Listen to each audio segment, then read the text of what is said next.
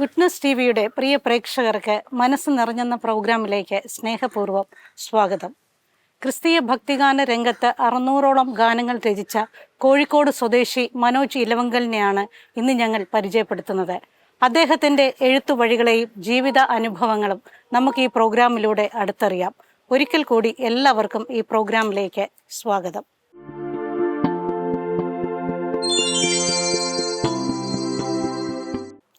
Goodness T വിയുടെ മനസ്സ് നിറഞ്ഞ് എന്ന പ്രോഗ്രാമിലേക്ക് മനോജിനും കുടുംബത്തിനും സ്നേഹപൂർവ്വം സ്വാഗതം. നമ്മുടെ പ്രേക്ഷകർക്ക് വേണ്ടി മനോജിനെ ഒന്ന് സ്വയം പരിചയപ്പെടുത്താമോ? എൻ്റെ പേര് മനോജ് ജോൺ. മനോജ് ഇലവുങ്കൽ എന്ന പേരിലാണ് ഞാൻ എഴുത്ത് ചെയ്യുന്നത്. ഓക്കെ. പിന്നെ ഭാര്യ, 2 കുട്ടികളാണുള്ളത്. ഞാൻ പ്രൊഫഷണലി വന്നിട്ട് സിവിൽ എഞ്ചിനീയറാണ്. ഭാര്യയും സിവിൽ എഞ്ചിനീയറാണ്. മൂത്ത മോൻ 8ാം ക്ലാസ്സിൽ പഠിക്കുന്നു, രണ്ടാമത്തെ മോള് 2ാം ക്ലാസ്സിൽ പഠിക്കുന്നു. പിന്നെ അമ്മച്ചിയുണ്ട്. ഓക്കെ, ഇതാണ് എൻ്റെ ഫാമിലി. പിന്നെ 3 ബ്രദേഴ്സ്, ഒരു സിസ്റ്റർ. അവരൊക്കെ ജോലിയൊക്കെ ആയിട്ട് ബന്ധപ്പെട്ട് എൻ്റെ അടുത്തല്ല ഉള്ളത്. ഓക്കെ. മനോജിൻ്റെ ബാല്യകാലം ഒന്ന് ഓർത്ത് പറയാമോ? ബാല്യകാലം കോടഞ്ചേരി എന്ന് പറയുന്ന, കോഴിക്കോട് ജില്ലയിൽ കോടഞ്ചേരി എന്ന് പറഞ്ഞ സ്ഥലത്താണ് എൻ്റെ വീടിരിക്കുന്നത്. എക്സാക്ട് പ്ലേസ് എന്ന് പറഞ്ഞാൽ കുപ്പായക്കോട് എന്ന് പറയും. ഓക്കെ. അതിനടുത്തുള്ള കണ്ണോത്ത് ആണ് ഞാൻ പഠിച്ചത്. എൻ്റെ UP സ്കൂള്, LP സ്കൂള്, ഹൈസ്കൂളൊക്കെ കണ്ണോത്ത് സെൻറ്റ് ആൻ്റണീസ് ഹൈസ്കൂളായിരുന്നു. ഓക്കെ. അതിനുശേഷം കോടഞ്ചേരി ഗവൺമെൻറ് കോളേജിലാണ് ഞാൻ പ്രീ ഡിഗ്രി ചെയ്തത്. പിന്നെ എഞ്ചിനീയറിംഗ് ചെയ്തത് കോഴിക്കോടാണ് ചെയ്തത്. ഓക്കെ, അതാണ്. മനോജ് ബാല്യകാലം തൊട്ടേ പാട്ടുകൾ എഴുതി തുടങ്ങിയിരുന്നോ? ഇല്ല, പാട്ടുകൾ സത്യം പറഞ്ഞാൽ എൻ്റെ ഒരു ചിന്തയിൽ ഉണ്ടാവാത്ത ഒരു സംഭവമാണ് ശരിക്കും. അപ്പം പാട്ടിലേക്ക് വരുന്നത് എന്ന് പറഞ്ഞു കഴിഞ്ഞാൽ 2000-ൽ ഒരു പുത്തൻ കുർബാനയിൽ വെച്ചിട്ട് ഒരു ഗിഫ്റ്റ് ഓഫ് ഗോഡായിട്ട് കിട്ടിയൊരു സംഭവമാണ് ഈ ക്രിസ്തീയ ഭക്തിഗാനം എഴുതുക എന്നുള്ള ഒരു മേഖല തെളിഞ്ഞു വരുന്നത്. ആ വർഷം തന്നെ ഞാൻ കെസ്ട്രേട്ടൻ പാടിയ ഒരു പാട്ട്, ആദ്യമായിട്ട് എൻ്റെ ഒരു പാട്ട് പാടുന്നത്, പ്രൊഫഷണലി ഒരു ആൾ പാടുന്നത് കെസ്ട്രേട്ടനാണ്. പിന്നെ നമ്മുടെ മരിച്ചുപോയ രാധിക തിലക് ഒക്കെ ആയിരുന്നു അന്ന് നമ്മുടെ കാസറ്റാണ്. ഓക്കെ. അപ്പോൾ അങ്ങനെയാണ് ഈ ക്രിസ്തീയ ഭക്തിഗാന രംഗത്തേക്കുള്ള എൻ്റെ വരവ്. ഓക്കെ. മനോജ് എത്ര ഗാനങ്ങൾ ഇപ്പോൾ എഴുതിയിട്ടുണ്ട്? അതിൽ പ്രിയപ്പെട്ട ഗാനങ്ങൾ ഏതൊക്കെയാണ്? ഞാനിപ്പം ഒരു 550 മുകളിൽ പാട്ടുകൾ എഴുതിയിട്ടുണ്ട്. അതിൽ പ്രിയപ്പെട്ട പാട്ടുകൾ എന്ന് പറഞ്ഞാൽ ഇപ്പം നമ്മുടെ സ്വന്തം സൃഷ്ടികളെല്ലാം തന്നെ നമുക്ക് പ്രിയപ്പെട്ടതാണല്ലോ. എങ്കിലും എടുത്തു പറയാനായിട്ടുള്ളത് ആദ്യമായിട്ട് എഴുതിയ പാട്ട് കരയുന്നവൻ്റെ കണ്ണീരിൽ നാഥാനിൻ തിരുമുഖം കാണുന്നു ഞാൻ എന്ന് പറയുന്ന കെസ്ട്രേട്ടൻ പാടിയ പാട്ട്, അതെനിക്ക് വളരെ പ്രിയപ്പെട്ടൊരു പാട്ടാണ്. പിന്നെ ഇപ്പം നമ്മുടെ യൂട്യൂബിലൊക്കെ ഒരു 24 മില്യൺസ് വ്യൂവേഴ്സായിട്ട് പോകുന്ന ഒന്നുമില്ലായ്മയിൽ എന്നുള്ള പാട്ട് എനിക്ക് വളരെ പ്രിയപ്പെട്ട പാട്ടാണ്. ഒരുപാട് ആളുകൾ നമ്മൾക്ക് എന്താ പറയുക, ലൈഫിലേക്ക് തിരിച്ചു വരിക എന്നൊക്കെ പറയില്ലേ, അതായത് ഇപ്പോൾ ഈ ഒരു പാട്ട് കേട്ടിട്ട് അല്ലെങ്കിൽ അതിൻ്റെ വരികൾ ഒരാൾക്ക് സ്ട്രൈക്ക് ചെയ്തിട്ട് നമ്മുടെ ജീവിതത്തിൽ തകർച്ചയിൽ നിന്ന് തിരിച്ച് ജീവിതത്തിലേക്ക് വരുന്ന, അല്ലെങ്കിൽ അത്തരം ചില അനുഭവങ്ങൾ നമ്മളുമായിട്ട് പങ്കുവെക്കുന്ന ആ ഒരു സിറ്റുവേഷനൊക്കെ നമ്മൾ വളരെയധികം വീണ്ടും നല്ല പാട്ടുകൾ ചെയ്യാനായിട്ടുള്ള ഒരു പ്രചോദനം തന്ന പാട്ടുകളാണ്. പിന്നെ ആവിരൽ തുമ്പുന്നു തൊട്ടാൽ എന്ന് പറയുന്ന പാട്ട്, അതേപോലെ തന്നെ ഒരു നല്ല മനുഷ്യനെ കണ്ടു എന്ന് പറയുന്ന പാട്ട്, അങ്ങനെ ഒരുപാട് നല്ല പാട്ടുകൾ ഉണ്ടായിട്ടുണ്ട്. അതിൽ മനോജിൻ്റെ ഗാനങ്ങളിൽ കൂടുതലും കുരിശിലെ സ്നേഹത്തെയാണ് വർണ്ണിച്ചിരിക്കുന്നത്. ആ എക്സ്പീരിയൻസ് ഒന്ന് ഷെയർ ചെയ്യാമോ? കുരിശിലെ സ്നേഹത്തെപ്പറ്റി ഞാൻ കൂടുതൽ എഴുതാനുള്ളൊരു പ്രചോദനം എന്ന് പറയുന്നത് സ്വന്തം ജീവിതത്തിലുണ്ടായ സഹനങ്ങളുടെ ഒരു വശം ഉണ്ടാവാം, അതല്ലെങ്കിൽ നമ്മുടെ ജീവിതത്തിൽ കണ്ടുമുട്ടിയ ഒരുപാട് ആൾക്കാരുടെ സഹനങ്ങളുടെ വശം ഉണ്ടാവാം. ക്രിസ്ത്യാനിറ്റി എന്ന് പറയുന്നത് ഫിസിക്കൽ ടു സഹനമാണല്ലോ. ഓക്കെ. അപ്പം തീർച്ചയായിട്ടും അതുകൊണ്ടാണ് ഈ കുരിശിലെ സ്നേഹത്തെപ്പറ്റി കൂടുതലായിട്ട് എഴുതാനായിട്ടുള്ള ഒരു പ്രചോദനം. ഇപ്പോൾ ചോദിച്ചപ്പം എനിക്ക് തോന്നിയൊരു സാധനം, എൻ്റെ ഏറ്റവും ഹിറ്റായി നിൽക്കുന്നൊരു പാട്ടാണ് ഒന്നുമില്ലായ്മ എന്നൊരു പാട്ട്. അപ്പോൾ ആ പാട്ടിൽ ചരണത്തിൽ പറയുന്നൊരു വേടുണ്ട്, ഉൾത്തടത്തിൻ ദുഃഖഭാരമെല്ലാം നിൻ തോളിലേകുവാൻ ഓർത്തില്ല ഞാൻ. അപ്പം ഈ മനുഷ്യൻ എന്ന് പറയുന്ന ആ ഒരു ഘടകത്തിനുണ്ടാകുന്ന വിഷമതകൾ നമ്മൾ ദൈവത്തിൻ്റെ തോളിലേക്ക് ഏകുന്നില്ല എന്നുള്ളതാണ് മനുഷ്യൻ്റെ പ്രശ്നം എന്നാണ് എൻ്റെ വിശ്വാസം. എൻ്റെ വ്യക്തിപരമായ ജീവിതത്തിലെ സഹനങ്ങളിൽ നിന്നും, അല്ലെങ്കിൽ ഞാൻ കണ്ടുമുട്ടിയ ആൾക്കാരുടെ സഹനങ്ങളിൽ നിന്നും എനിക്ക് മനസ്സിലാക്കാൻ പറ്റുന്നത്, നമ്മൾ ആ കുരിശിലെ സ്നേഹത്തിനോട് ചേർന്ന് പോകാത്ത ഏതൊരു സമയത്താണോ ആ സമയത്ത് മനുഷ്യൻ വീഴും. അത് പണക്കാരനെന്നോ പാവപ്പെട്ടവനെന്നോ ഒന്നുമില്ല, ആ ആശ്രയം അവൻ കണ്ടെത്തിയില്ലെങ്കിൽ അവൻ തളർന്നു വീഴും എന്നുള്ളതിന് ഒരു സംശയമില്ല. അപ്പോൾ അതുകൊണ്ടാണ് ഈ കുരിശിലെ സ്നേഹത്തെപ്പറ്റി കൂടുതലായിട്ട് എഴുതാനുള്ള ഒരു പ്രചോദനം. അത് എഴുതാൻ നേരത്ത് ഇപ്പം നമുക്കൊരു പാട്ട് എഴുതുന്ന സമയത്ത് ഇത് കേൾക്കുന്ന പ്രേക്ഷകരിൽ നിന്നുണ്ടാവുന്ന അഭിപ്രായങ്ങളും ഒക്കെയാണല്ലോ നമുക്ക് വീണ്ടും അത്തരം കാറ്റഗറിയിലുള്ള പാട്ടുകൾ എഴുതാനായിട്ടുള്ള പ്രചോദനം ഉണ്ടാകുന്നത്.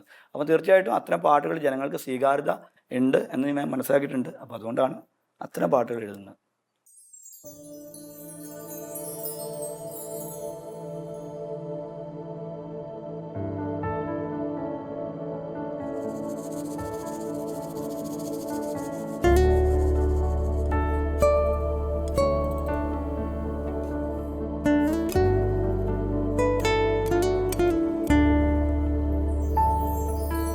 ഒരു നല്ല മനുഷ്യനെ കണ്ടു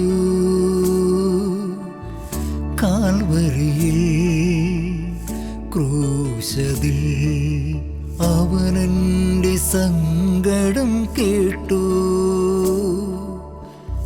പീഡകളിൽ നോവതിൽ ഒരു നല്ല മനുഷ്യനെ കണ്ടു.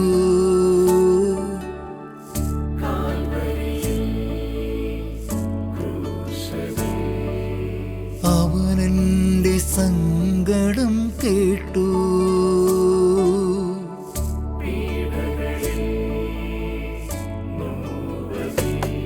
മനമറിയാതെ തേങ്ങുന്നിതാ, കനലണയാതെ നീറുന്നിതാ. മിഴിനീരു വീണു പൂതിർന്ന ഈ മണ്ണിൽ അനുതാപമേകുന്നു ഞാൻ. ഒരു നല്ല മനുഷ്യനെ കണ്ടു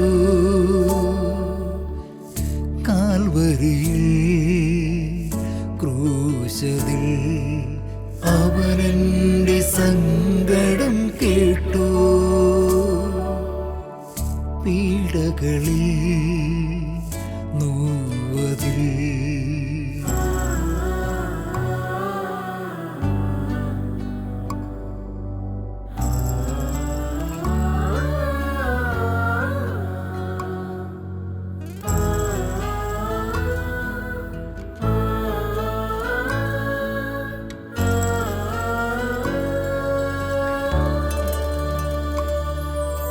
മുറുകെ പിടിക്കുവാൻ ആ കുരിശു മാത്രം, അരികെ നടക്കുവാൻ നിഴലു മാത്രം. മുറുകെ പിടിക്കുവാൻ ആ കുരിശു മാത്രം, അരികെ നടക്കുവാൻ നിഴലു മാത്രം. അഴലു മാറ്റിയിടുവാൻ, മുറിവ് തോർന്നിടുവാൻ കനിവേ നിൻ മനസ്സു മാത്രം. അഴലു മാറ്റിയിടുവാൻ, മുറിവ് തോർന്നിടുവാൻ കനിവേ നിൻ മനസ്സു മാത്രം. മനമറിയാതെ തേങ്ങും നിതാ, കനരണയാതെ നീറും നിതാ. മിഴിനീരു വീണു കുതിർന്ന ഈ മണ്ണിൽ അനുതാപമേകുന്നു ഞാൻ. ഒരു നല്ല മനുഷ്യനെ കണ്ടു കാൽവരിയിൽ ക്രൂശതിൽ, അവനെൻ്റെ സങ്കടം കേട്ടു. പീഡകളിൽ നോവതിൽ.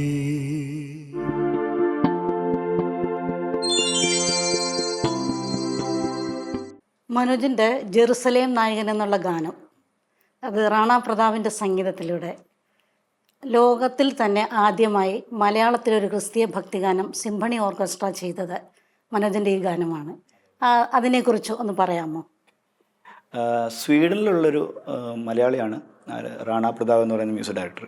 അദ്ദേഹമായിട്ട് ഞാൻ ചെയ്ത രണ്ടാമത്തെ വർക്കാണ് ഈ ജെറുസലേം നായകൻ എന്ന് പറയുന്ന പാട്ട്. ഓക്കെ, ആദ്യത്തെ പാട്ട് ശ്രീനിവാസ് സാറായിരുന്നു പാടിയിരുന്നത്.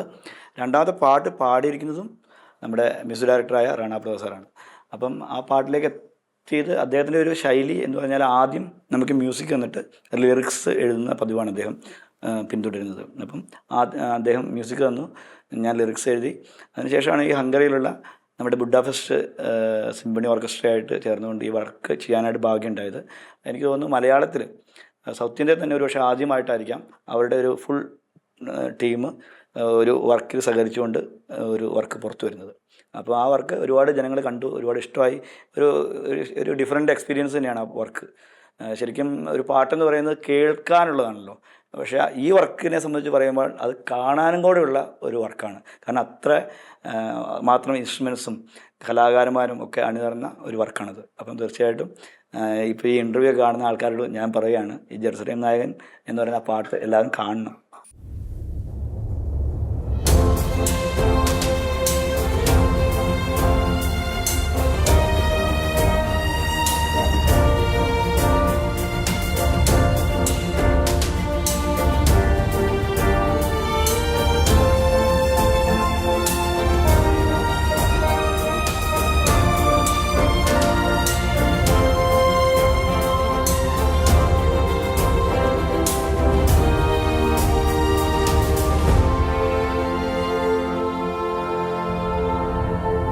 ജെറുസലേമിൻ മിഴികളിലെ സ്നേഹമായി ജനപഥമേ പദമലരിൽ കാഴ്ചയേകി. ജെറുസലേമിൻ മിഴികളിലെ സ്നേഹമായി ജനപഥമേ പദമലരിൽ കാഴ്ചയേകി.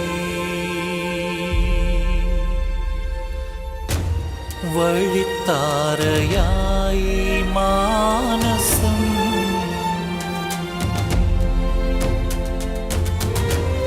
മിഴിക്കോണിരെങ്ങോ തേങ്ങലാ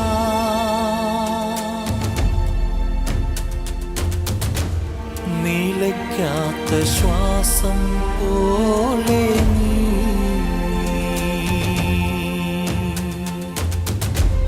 തുടിക്കുമെന്നുള്ളിൽ ജീവനാ. ജെറുസലേമിൻ മിഴികളിലെ സ്നേഹമായി ജനപഥമേ പദമലരിൽ കാഴ്ചയേകി. ജെറുസലേമിൻ മിഴികളിലെ സ്നേഹമായി ജനപഥമേ പദമലരിൽ കാഴ്ചയേകി.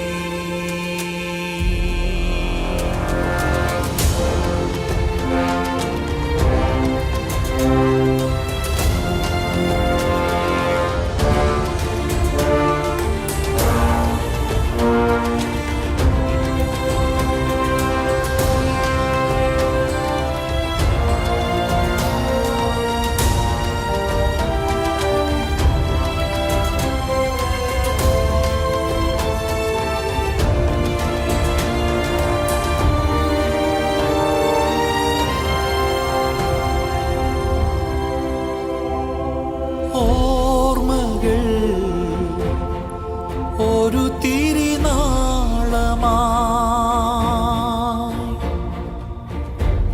നെടുവീർപ്പിലെങ്ങോ ആർദ്രമായി ആശകൾ ഒരു പിടി നോവുമായി അകതാരിലോരോ ശ്വാസമായി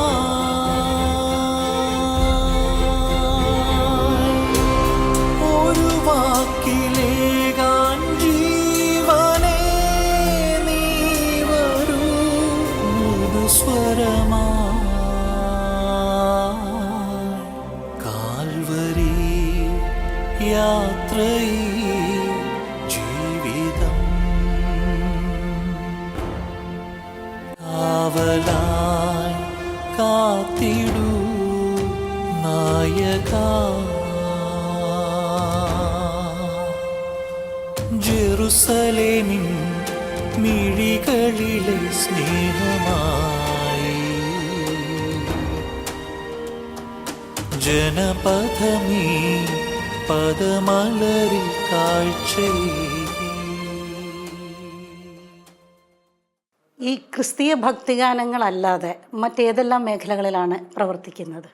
ക്രിസ്തീയ ഭക്തിഗാനം മേഖലയിലല്ലാതെ കലാപരമായിട്ട് ഞാൻ ഫിലിം ഇൻഡസ്ട്രിയിൽ ഇപ്പം നിലവിൽ 2 ഷോർട്ട് ഫിലിമുകൾ ചെയ്തിട്ടുണ്ട്. അതിലിപ്പോൾ ആദ്യത്തെ ഷോർട്ട് ഫിലിം വന്നിട്ട് ഗോവ ഇൻ്റർനാഷണൽ ഫിലിം ഫെസ്റ്റിവലിൽ ഏറ്റവും മികച്ച തിരക്കഥാകൃത്തിനുള്ള അവാർഡ് എനിക്കായിരുന്നു.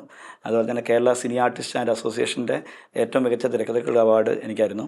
ഓക്കെ, ഇപ്പം അടുത്ത പുതിയ ഷോർട്ട് ഫിലിം അടുത്ത ആഴ്ച റിലീസാണ്. ഓക്കെ, അതൊക്കെയാണ് പുതിയ കലാപരമായിട്ടുള്ള ഒരു മേഖല എന്ന് പറയുന്നത്. പിന്നെ മേ ബി ഒരു സിനിമയ്ക്ക് വേണ്ടി സ്ക്രിപ്റ്റ് ചെയ്തിട്ടുണ്ട്. അപ്പം 2025 അത് ഷൂട്ട് തുടങ്ങാൻ പറ്റും എന്ന് പ്രതീക്ഷിക്കുന്നു. ഓക്കെ, സിനിമയാണ്. അങ്ങനെ ഒരു കാൽവെപ്പ് നടത്തിയിട്ടുണ്ട്, അതിൻ്റെ ശ്രമങ്ങൾ നടക്കുന്നു. പിന്നെ ഞാൻ പ്രൊഫഷണലി വന്നിട്ട് ഞാൻ സിവിൽ എഞ്ചിനീയറാണ്, വർക്ക് ചെയ്യുന്നു. ഓക്കെ.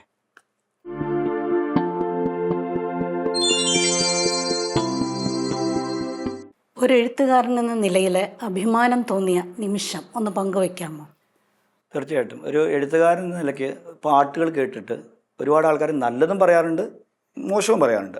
അപ്പം നല്ലത് കേട്ടിട്ടുള്ള അല്ലെങ്കിൽ നല്ലത് എൻ്റെ ജീവിതത്തിൽ അനുഭവിച്ചിട്ടുള്ള ഒരു ഇൻസിഡൻ്റ് ഉണ്ട്. എൻ്റെ വളരെ അടുത്തൊരു സുഹൃത്താണ്. അദ്ദേഹം വന്നിട്ട് സിനിമാ ഫീൽഡിൽ ഒരു സിനിമ ചെയ്യാനായിട്ടുള്ള തയ്യാറെടുപ്പൊക്കെ ആയിട്ട് നിൽക്കുമായിരുന്നു. പക്ഷേ ആ പ്രൊജക്റ്റ് ഓണായില്ല.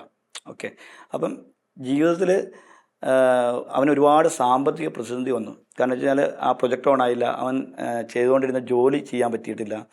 അവൻ നല്ല വിദ്യാഭ്യാസ യോഗ്യതയുള്ള നല്ലൊരാളാണ്. ഓക്കെ, അവൻ്റെ വൈഫും നല്ല വിദ്യാഭ്യാസ യോഗ്യതയുള്ള ആളാണ്. അപ്പം ഇവൻ ഈ സിനിമാ ഫീൽഡ് എന്ന് പറഞ്ഞിട്ട് ഉള്ള യാത്രയിൽ ഇവൻ ജോലിയും കാര്യങ്ങളെല്ലാം ഉപേക്ഷിച്ച് പോയ ഒരാളാണ്. ഓക്കെ, അപ്പോൾ അവൻ്റെ ജീവിതത്തിൽ ഭയങ്കര പ്രതിസന്ധിയായിരുന്നു. അന്ന് അവൻ വാടകയ്ക്കാണ് താമസിക്കുന്നത്. വാടക കൊടുക്കാനുള്ള പ്രശ്നങ്ങൾ, പിള്ളേരുടെ വിദ്യാഭ്യാസത്തിൻ്റെ പ്രശ്നങ്ങൾ, അങ്ങനെ ഒരുപാട് പ്രശ്നങ്ങളാണ്. അതിനോട് ചേർത്ത് വെച്ച് പറയേണ്ട ഒരു കാര്യം, ഇവൻ ഭയങ്കര നിരീശ്വരവാദിയാണ്. ഓക്കെ, അപ്പം എൻ്റെ അടുത്ത് പറയും, എന്നെ ഭയങ്കരമായിട്ട് കളിയാക്കും ആൾ.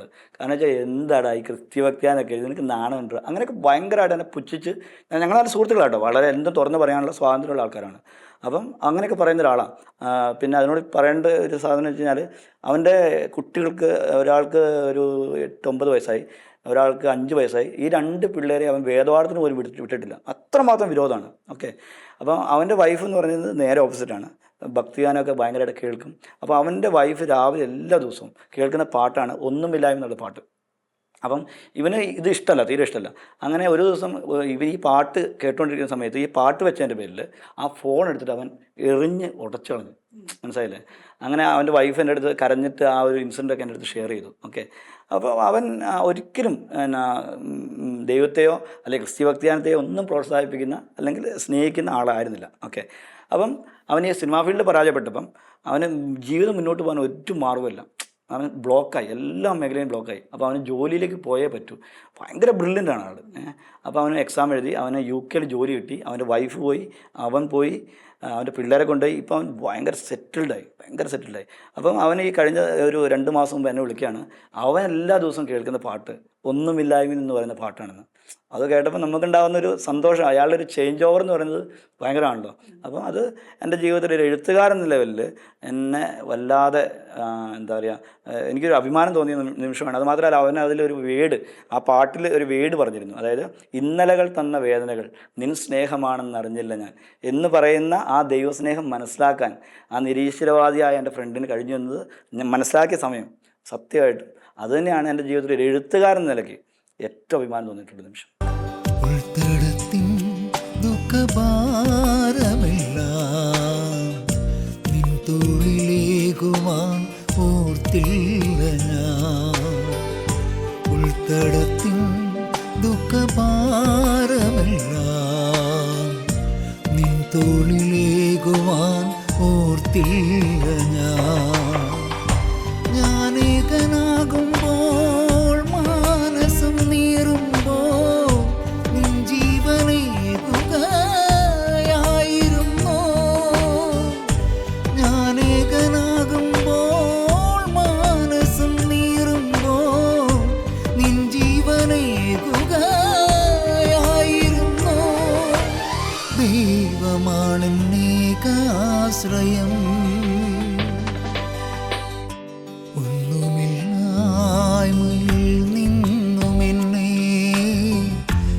പിടിച്ചു നടത്തുന്ന സ്നേഹം എൻ്റെ വല്ലായ്മകൾ കണ്ടിട്ടെന്നും ആ നെഞ്ചോടു ചേർക്കുന്ന സ്നേഹം ഇത്ര നല്ല ദൈവത്തോടു ഞാൻ എന്തു ചെയ്തു നന്ദി ചൊല്ലിടും എൻ്റെ കൊച്ചു ജീവിതത്തെ ഞാൻ നിന്റെ മുൻപിൽ കാഴ്ചയേകിടാം എത്ര നല്ല ദൈവത്തോടു ഞാൻ എന്തു ചെയ്തു നന്ദി ചൊല്ലിടും എൻ്റെ കൊച്ചു ജീവിതത്തെ ഞാൻ നിന്റെ മുൻപിൽ കാഴ്ചയേകിടാം നിന്റെ മുൻപിൽ കാഴ്ചയേകിടാം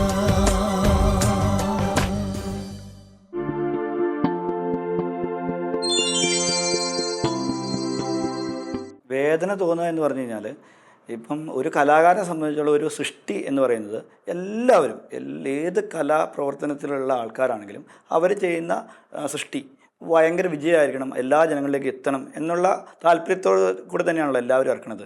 അപ്പം എൻ്റെ അഭിപ്രായത്തിൽ ഒരു സൃഷ്ടി എന്ന് പറയുന്നത് അതിന് വിജയവും പരാജയവും ആ രണ്ട് ഘടകങ്ങളെയും നമ്മൾ സ്വീകരിക്കാൻ തയ്യാറാണ്. ഒരു സൃഷ്ടി അതാണല്ലോ. അപ്പം അത്തരം സൃഷ്ടികളെ നമ്മൾ സമൂഹത്തിൽ കൊടുക്കുന്ന സമയത്ത് സമൂഹം എന്ന് പറയുന്നത് ഒരു എന്താ പറയുക അഡ്രസ്സ് ചെയ്യപ്പെടാത്ത ഒരു വലിയൊരു ഘടകമാണല്ലോ. അപ്പം അതിൽ ചില ആൾക്കാർ ചിലപ്പോൾ ചിലപ്പോൾ അതിനോട് ഭയങ്കരമായിട്ട് നെഗറ്റീവൊക്കെ നമ്മളോട് പറഞ്ഞു തന്നിരിക്കും. അപ്പം എനിക്ക് പറയാനുള്ളത് ഇപ്പം ഒരു കലാസൃഷ്ടി എന്നുള്ളത് ഭയങ്കര പെയിൻഫുള്ളാണ്. അത് പുറത്തു വരാനായിട്ടുള്ള ആ ഒരു പ്രോസസ്സിങ് എന്ന് പറയുന്നത്. ഓക്കെ, അപ്പോൾ ആ പ്രോസസ്സിങ്ങിലൂടെ കടന്ന് ഒരു കലാസൃഷ്ടി ജനങ്ങളുടെ മുമ്പിലേക്ക് എത്താൻ നേരത്ത് അതിനെ വിമർശിക്കണം, തീർച്ചയായിട്ടും വിമർശിക്കണം. ആ വിമർശനത്തെ പോസിറ്റീവായിട്ട് തന്നെ കല ചെയ്ത ആൾക്കാർ അതിൻ്റെ സൃഷ്ടാവ് ഏറ്റെടുക്കാനും ബാധ്യസ്ഥനാണ്. അതിനോടൊപ്പം തന്നെ എനിക്ക് പറയാനുള്ളത് നമ്മുടെ സമൂഹത്തിലൊക്കെ നമുക്ക് നമ്മുടെ അയൽവക്കത്താവാം, അല്ലെങ്കിൽ നമ്മുടെ നാട്ടിലാവാം, ഇടവകയിലാവാം, ഒക്കെ ഒരുപാട് വളർന്നു വരുന്ന കലാകാരന്മാരും കലാകാരികളൊക്കെ ഉണ്ട്. ഓക്കെ, അവർ ചെയ്യുന്ന കാര്യങ്ങളോട് അല്ലെങ്കിൽ കലാപ്രവർത്തനത്തോട് ഒന്ന് പോസിറ്റീവായിട്ട് ചിന്തിച്ചുകൊണ്ട് ആ ഒരു നല്ല വാക്ക് പറയാനായിട്ട് കഴിയുക എന്നുള്ളത്. കാരണം പലപ്പോഴും എൻ്റെ ജീവിതത്തിലൊക്കെ ഇപ്പം ഞാനിപ്പം 550 മേളിൽ പാട്ട് എഴുതിയിട്ടുണ്ട്. ഈ 550 മേളിൽ പാട്ട് എഴുതിയ ഞാൻ 551 പാട്ട് എഴുതുന്ന സമയത്ത് ഒരാളിൽ നിന്ന് മനോജ ഇത് നന്നായിട്ടുണ്ട് എന്ന് കേൾക്കാൻ ഞാൻ ആഗ്രഹിക്കുന്നുണ്ട്. എല്ലാ കലാകാരന്മാരും ഈ നല്ല വാക്കിന് വേണ്ടി ആഗ്രഹിക്കുകയും കൊതിക്കുകയും ചെയ്യുന്നവരാണ്. അപ്പം തീർച്ചയായിട്ടും നമ്മുടെ ഇടവകയിലുള്ള അല്ലെങ്കിൽ നമ്മുടെ നാട്ടിലുള്ള ആരായിക്കോട്ടെ, അപ്പം ഈ ചെയ്യുന്ന അവരുടെ പ്രൊജക്റ്റുകൾക്ക് അല്ലെങ്കിൽ കലാസൃഷ്ടികൾക്ക് ഒരു ചെറിയ പ്രോത്സാഹനത്തിൻ്റെ വാക്ക് കൊടുത്താൽ അവർ ഉറപ്പായിട്ടും നാളുകളിൽ അവരിൽ നിന്ന് ഇപ്പം കിട്ടുന്ന റിസൾട്ടല്ല കിട്ടുക, ഭയങ്കരമായിട്ടുള്ള ഒരു റിസൾട്ട് അവർക്ക് കിട്ടും എന്നതിനൊരു സംശയമില്ല. അപ്പോൾ തീർച്ചയായിട്ടും ഈ പ്രോഗ്രാം കാണുന്ന എല്ലാവരും എന്താ പറയുക, നമ്മുടെ ചുറ്റുപാടുമുള്ള കൊച്ചു കാര്യങ്ങളൊക്കെ ആയിരിക്കും അവർ ചെയ്യുന്നത്, വലിയ കാര്യങ്ങളൊന്നും ആയിരിക്കില്ല. പക്ഷേ അതിനൊരു പ്രോത്സാഹനത്തിൻ്റെ വാക്ക് കൊടുക്കണം എന്ന് ഞാൻ വളരെ വിനയത്തോടെ പറയുകയാണ്. അത് ആ കലാകാരനെ സംബന്ധിച്ചോളം അല്ലെങ്കിൽ ആ കലാകാരിയെ സംബന്ധിച്ചോളം ഒരു വലിയ ഒരു റിസൾട്ട് കിട്ടാൻ യോഗ്യമായിരിക്കും അത്. ഓക്കെ, ദൈവത്തെക്കുറിച്ചുള്ള ഉൾക്കാഴ്ചകളും ബോധ്യങ്ങളും എത്ര മഹത്വമുള്ളതാണെന്ന് മനോജിൻ്റെ ഗാനങ്ങളിലൂടെ നമുക്ക് മനസ്സിലാകുന്നുണ്ട്. അത്ര മനോഹരമായിട്ടാണ് മനോജ് ഗാനങ്ങൾ എഴുതിയിരിക്കുന്നത്. ഇത്ര മനുഷ്യൻ്റെ ജീവിതത്തെ സ്വാധീനിക്കാൻ കഴിവുള്ള തരത്തിൽ ഒരു വലിയ കൃപ തന്ന് ദൈവം മനോജിനെ ഉയർത്തി.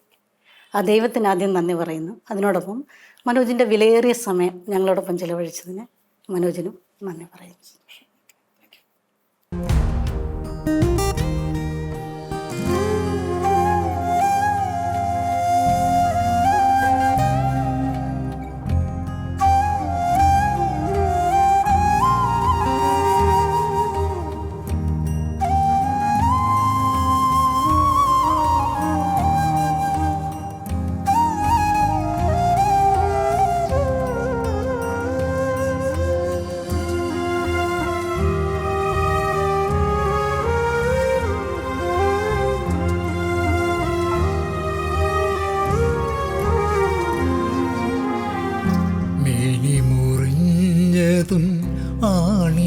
ആണിത്തറഞ്ഞതും വേദനയായിരുന്നില്ല.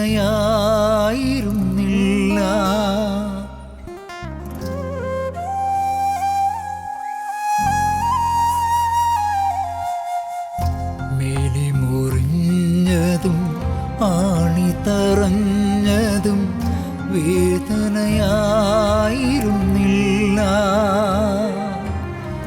മകനേ, നിന്നുടെ കണ്ണു നിറഞ്ഞത് കണ്ടാലുള്ളു പിടഞ്ഞിടുന്നു. മകളെ, നിന്നുടെ കണ്ണു നിറഞ്ഞത് കണ്ടാലുള്ളു പിടഞ്ഞിടുന്നു. നിന്നോടുള്ളൊരു സ്നേഹം മാത്രം ഞാനാമിഴികളിൽ കണ്ടു. നിന്നോടുള്ളൊരു സ്നേഹം മാത്രം ഞാനാമിഴികളിൽ കണ്ടു. നെഞ്ചു പകുത്തു തന്നു, ചങ്കു തകർത്തവർക്കാ ജീവൻ പകർന്നു തന്നു, ജീവനെടുത്തവർക്കാ.